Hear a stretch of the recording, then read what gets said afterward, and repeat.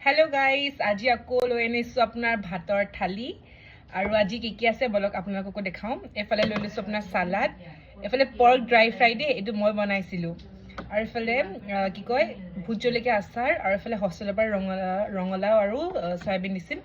এফালে আমাৰ নামিতাই বনাইছে আপোনাৰ পৰ্ক কাৰী। পূৰা খাওঁ আৰু দেই। আপোনালোকে ভাত কিহেৰে খালে কমেণ্ট কৰি জনাব।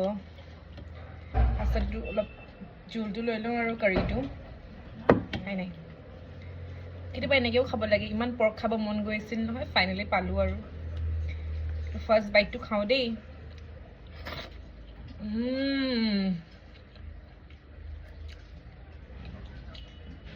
এনেও পৰ্ক বুলি ক'লে চবেই পাগলে হৈ থাকে, আৰু মোৰ কাৰণেতো পৰ্ক মেইন। মজা।